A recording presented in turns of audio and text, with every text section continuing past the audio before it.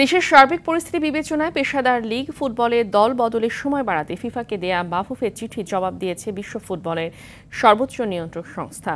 কোনো অবস্থাতেই দল বদলের সময় বাড়ানো সম্ভব নয় বলে জানিয়েছে ফিফা। এমন অবস্থায় ক্লাবগুলোর পাশাপাশি বেকায়দায় পড়েছে বাফুফে।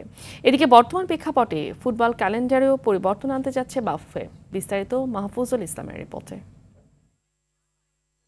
আগামী সপ্তাহে দলবদলের সময় কাগজে কলমে শেষ হলেও সার্বিক পরিস্থিতিতে বাস্তবতা বলছে ভিন্ন কথা। অনেক ক্লাবই গোছাতে পারেনি দল, শুরু করতে পারেনি প্রি সিজন ক্যাম্প।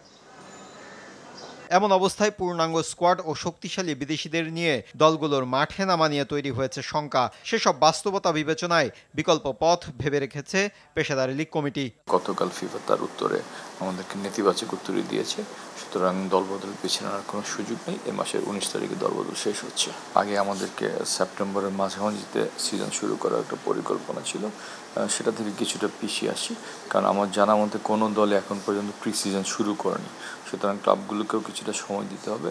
তো এখন হয়তো আমরা সিজনটা সেপ্টেম্বর শেষের দিকে শুরু করব।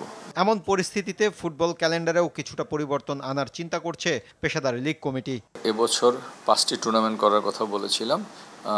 প্রতি বছরই স্বাধীনতা কাপ, ফেডারেশন কাপ, লিগ হয়ে থাকে।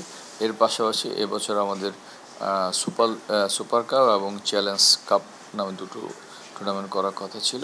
তো এই বর্তমানে যে অবস্থা, হয়তো আমরা কিছু টুর্নামেন্টের সংখ্যা কমিয়ে আনতে বাধ্য হব সময়ের পরিক্রমার কারণে।